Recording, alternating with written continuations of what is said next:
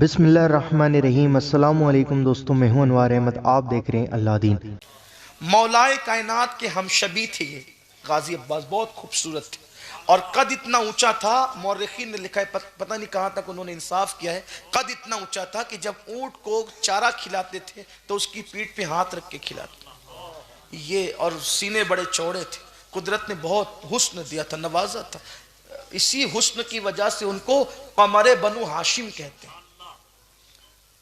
12 سال کی عمر میں، یہاں مجھے ایک بات اور یاد ہے، ایک صوفی بزرگ کی لکھی ہوئی بات ہے، بہت اچھی بات یاد ہے۔ پہلی جنگ تھی، اس یعنی حضرت عباس کی پہلی جنگ یہ کیسے ہو گئی یہ بھی آپ کو سنا دوں۔ سرکار مولا کائنات نے جب اپنے پورے خاندان کے ساتھ جنگ میں شرکت کی تو سامنے کا لشکر بڑا کر و فر کے ساتھ آیا تھا، تو سرکار نے فرمایا علی کا کون بیٹا جائے گا،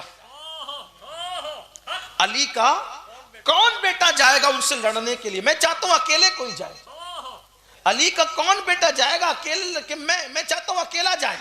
تو امام حسن اٹھے، ابا میں، بابا میں۔ حضور نے کہا میری بات پر نے توجہ نہیں دی بیٹے، حسن نے میری بات پہ توجہ نہیں دی، میں نے کہا علی کا کون بیٹا جائے گا، یہ نہیں کہا نبی کا کون بیٹا جائے گا۔ تم پیدا علی سے ہوئے ہو لیکن ہو اولاد محمد۔ حضور نے یہی تو کہا نا کہ میں ان کا عصبہ ہوں، میں ان کا نسب ہوں، میں ان کا عصب ہوں، اور حسن اور حسین میری بیٹی کے بیٹے ہیں، وہ میرے بیٹے ہیں۔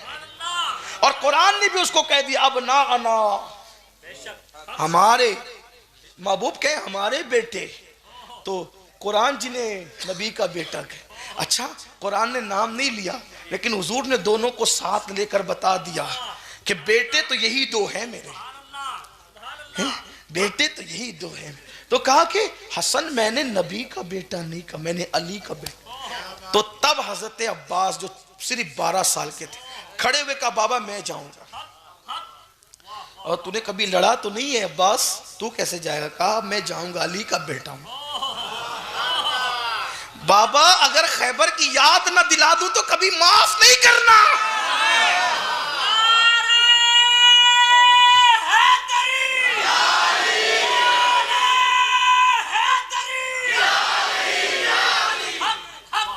کہا ابا جی میں جاؤں گا۔ عباس 12 سال کا اور ہزاروں کا لشکر ہے سامنے، ابا میں جاؤں گا۔ کہا کہ تو نے کبھی لڑی نہیں ہے بیٹے چند۔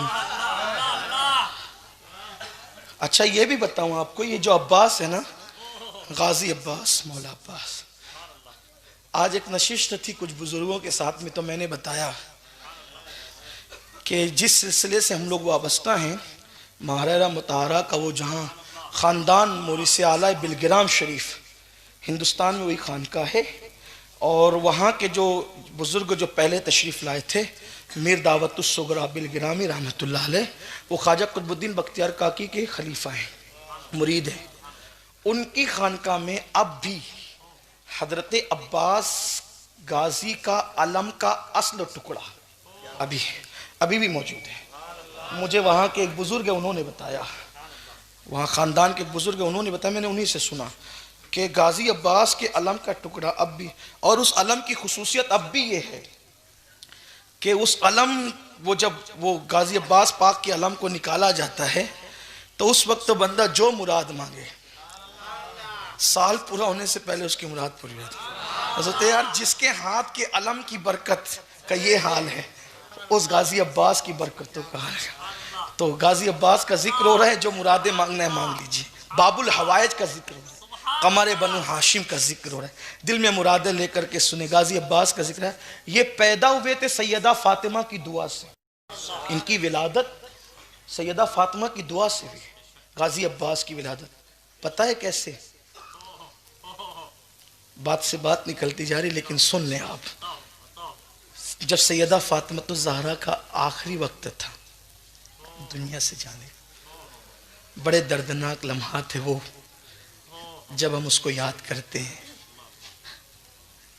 دادا باپو سرکار بیٹھے ہوئے، میں ان کی برکتیں لے کر یہ لمحات بھی پڑھ دینا چاہتا ہوں، شاید میرے جملے اس قابل تو نہیں ہے کہ بی بی کی بارگاہ میں قبول ہو، لیکن شاید ان کی وجہ سے، شاید نہیں بلکہ یقیناً ان کی اور ان سادات کی وجہ سے یہ جملے قبول ہو جائیں، میری بھی بگڑی بن جائے۔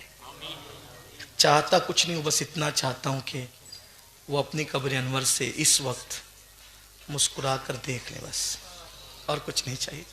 ان کے دیے سے سب کچھ ہے، سب دیا قدرت نے۔ مشفق و مہربان ماں باپ دیے، وفادار اولاد دی، احباب دیے، محبت کرنے والے لوگ، قدرت نے سب دیا الحمدللہ انہی کی عطا سے۔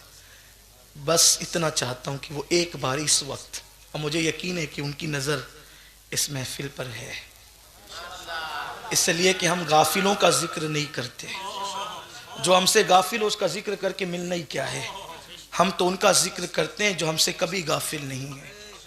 بس اتنی تمنا ہے، آؤ در زہرا پر پھیلائے ہوئے دامن، نسلیں ہیں کریموں کی لجپال گھرانہ ہے، کاش سب کی بگڑی بنے، سب کے مقدر سنور جائیں، سب کی مرادیں پوری ہو جائیں۔ قوم کی جن بیٹیوں کو رشتے نہیں آتے، بی بی پاک کے صدقے اللہ انہیں اچھے رشتے دے، جو اولاد میں بیٹوں کے متمنی اللہ انہیں بیٹے عطا کر دے، جن کی اولاد باغی قدرت انہیں وفادار اولاد بنا دے، ان کی اولاد کو وفادار بنا دے، اللہ سب کی مراد پوری کر دے۔ عرض کر رہا تھا غازی عباس دعائے فاطمہ بن کر آئے، سیدہ کی دعا کے صدقے پیدا ہوئے۔ بات یہ تھی کہ تیسری رمضان تھی، رمضان المبارک کی تیسری تاریخ تھی، دن کے وقت سیدہ فاطمہ پانی گرم کر رہی تھی، روٹیاں جلدی جلدی پکا رہی تھی، بہت عجلت میں تھی، جلدی میں تھی۔ مولا پاک آئے اور پوچھا فاطمہ آج کچھ جلدی میں ہو، پانی کیوں گرم ہو رہا ہے؟ کہا حسن و حسین کو نہلانے کے لیے۔ تم نہلاؤ گی؟ ہاں۔ کیوں؟ تم تو نہیں نہلاتی ہو، یہ ذمہ داری تو کسی اور کی ہے، آج تم نہلاؤ گی؟ ہاں، اس لیے کہ ابا جان نے جو دن بتایا تھا ملنے کا وہ آ گیا ہے، اپنے یتیموں کو نہلا تو لوں، اپنے یتیموں کو نہلا تو لوں، کیونکہ جنہیں 3 دن تک پینے کو پانی نہیں ملے گا انہیں غسل کا پانی کہاں سے میسر ہوگا۔ اپنے یتیموں کو نہلانا چاہتی ہوں، کپڑے اپنے ہاتھ سے پہنانا چاہتی ہوں، اور سیدہ زینب کو، ام کلثوم کو، امام حسن کو، امام حسین کو، سب کو بٹھا کر اپنے ہاتھوں سے لقمے بنا بنا کر منہ میں ڈالتی تھی۔ لیکن جب بات امام حسین کی آتی تھی تو آنکھ سے آنسو نکلتے تھے، دوپٹے سے آنسو پوچھتے جاتی تھی اور امام حسین کے منہ میں لقمے ڈالتی جاتی تھی۔ امام حسن کے ساتھ ایسا نہیں تھا، لیکن جب امام حسین کے منہ میں لقمہ ڈالتی تو آنکھ سے آنسو آتے، دوپٹے سے آنسو پوچھتی تھی۔ امام حسن نے کہا میں یہ اب بھائی حسین کو کھلاتے وقت تو کیوں روتی ہے؟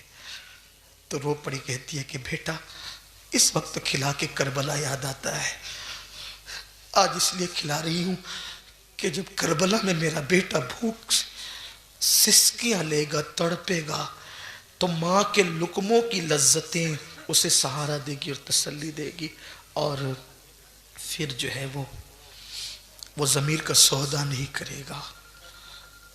بہرحال کھلایا پلایا اور شہزادوں سے کہا کہ جاؤ نانا کے مزار پہ جاؤ۔ دونوں شہزادے نکلے تو بی بی نے مولا علی کو ان کا ہاتھ اپنے ہاتھ میں لیا، کہا علی میرے بعد جب میرا انتقال ہو جائے گا دوسری شادی تو کرو گے نا آپ، دوسرا نکاح تو کرو گے نا۔ جب مولا کائنات نے یہ سن لیا کہ آخری وقت آ گیا ہے تو اب سوچا کہ دنیا سے جاتے جاتے میں ان کا کیا دل دکھاؤں کہ شادی کروں گا یا کیا۔ تو کہا علی میری موجودگی میں اللہ کے رسول نے تم پر حرام کر دیا تھا کہ تم دوسری بیوی نہیں کر سکتے، لیکن میرے بعد تو تم کرو گے نا۔ مولا کائنات نے کہا فاطمہ ایسی بات کیوں کر رہی ہو؟ تو سیدہ نے کہا تھا کہ کرو گے نا، اور کرنا ضرور کرنا، لیکن میری گزارش ہے علی کہ جب دوسری بیوی کرنا تو کسی بہادر خاندان میں کرنا، جب دوسری بیوی کرنا تو کسی بہادر خاندان میں کرنا۔ کیوں؟ نکاح تو کبھی دینداری، کبھی خوبصورتی، کبھی مالداری، کبھی نسب کی بنیاد، یہ بہادر خاندان میں نکاح سیدہ نے کہا علی اس لیے کہ جب میرا حسین کربلا میں ہوگا تو نہ آپ ہوں گے نہ میں ہوں گی نہ حسن ہوں گے، کوئی نہیں ہوگا نا، تو آپ بہادر گھرانے میں جب نکاح کریں گے تو اس عورت سے جو بیٹے پیدا ہوں گے بہادر ہوں گے، وہ تو وہ کربلا میں میرے حسین کا ساتھ دیں گے۔ تو مولا کائنات نے جو دوسری بیوی کی نا، ان کا نام بھی اتفاق سے فاطمہ ہی تھا، لیکن اس خاتون کی کنیت تھی ام بنین۔ ام بنین، ام بنین، ام بنین کا مطلب کیا؟ بیٹوں کی ماں۔ تو یہ سیدہ فاطمہ کی دعا کی برکت تھی کہ اللہ نے ام بنین کو بیٹے ہی بیٹے عطا کی، سب بیٹے دیے اور بہادر، اور انہی میں بیٹے کا نام تھا عباس۔ لیکن بات آ گئی تو ام بنین کو بھی سن رہے ہیں کہ سوتیلی ماں کبھی اپنی حقیقی اولاد سے زیادہ سوتیلی اولاد سے پیار نہیں کرتی، بلکہ کوئی سوتیلی ماں، اگر کوئی یہاں سوتیلی ماں ہو تو مجھے معاف کر دیں، میں اکثر کی بات کر رہا ہوں، بعض اگر ہو تو الگ بات ہے، لیکن جٹھانی دیورانی کے بچوں سے تو پیار زیادہ ہو سکتا ہے، لیکن سوکن کے بچوں سے پیار میں بہت مسئلہ رہتا ہے، اور پھر خود کے بچے کے مقابل میں تو کسی سے پیار نہیں ہوتا عورت کو، اپنے بچے کے علاوہ کسی سے اتنا پیار نہیں کر سکتی کوئی ماں، لیکن یہ ام بنین اس عورت کا نام۔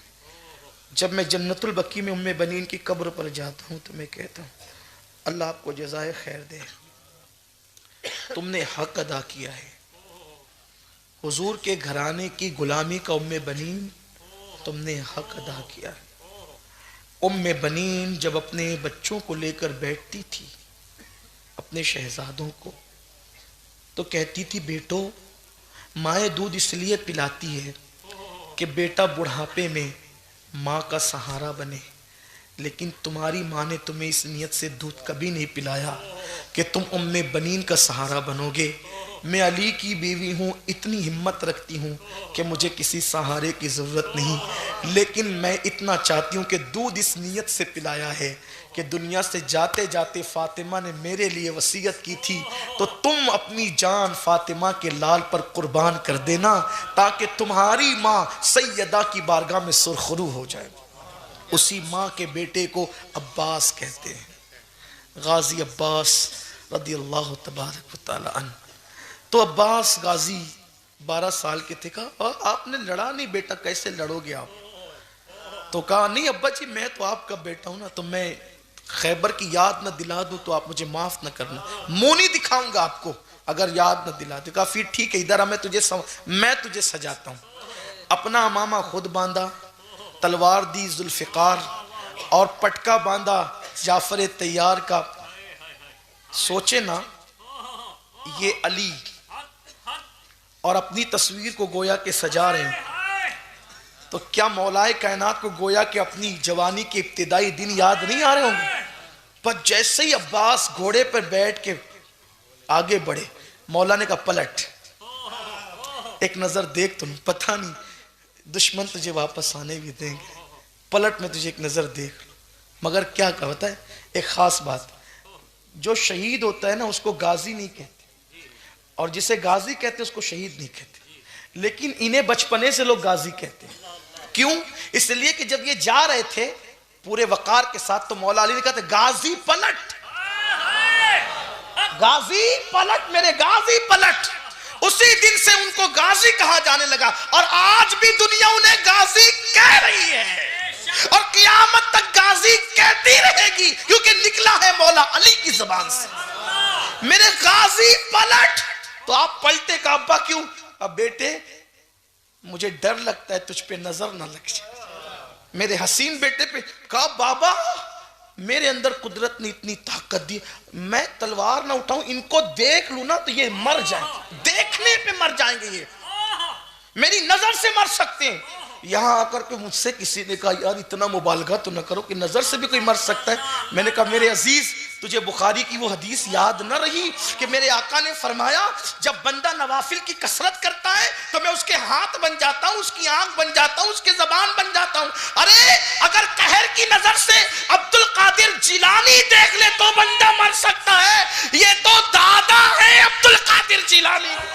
اگر ان کی آنکھوں میں اتنی تاثیر ہے تو بات کیا ہے. ان کی پرتھوی راج کے لیے غریب نواز کہہ دے کہ میں نے پرتھوی راج کو زندہ گرفتار کروا بول دیا نا، گرفتار کروا دیا، ہو گیا گرفتار، ہو گیا گرفتار. تو وہاں تو زبان کی بات ہے، آنکھ کی بات ہے. بہرحال یہ ہے غازی ابا، انہیں جلدی تھی کربلا میں جان قربان کہ میری ماں کی وصیت ہے فاطمۃ الزہرا کے بیٹے کے قدموں پہ جان قربان. یہاں یہ ادب بھی بتا دوں آپ کو، آج کل اگر کسی کے پاس تھوڑا سا تقوی، پرہیزگاری، علم، عمل آ جائے وہ کہتے ہیں یار یہ سید لوگ کیا ہیں، ہم بھی تو کچھ ہے نا، تو ہم بھی ان کے برابر بیٹھے ہیں، ہم بھی ان کے ساتھ جو ہے وہ کندھے سے کندھا ملائیں. ادب سیکھنا ہے تو عباس غازی سے سیکھو.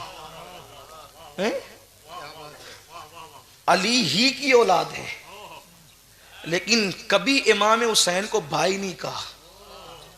ہاں علی ہی کی اولاد ہے، اولاد علی ہے لیکن کبھی بھائی نہیں کہا. امام حسین کہتے تم بھائی کیوں نہیں کہتے ہو؟ کہا مولا میرا باپ علی ہے اور آپ کا باپ بھی، لیکن میری ماں کنیز ہے اور آپ کی ماں نبی کی بیٹی ہے.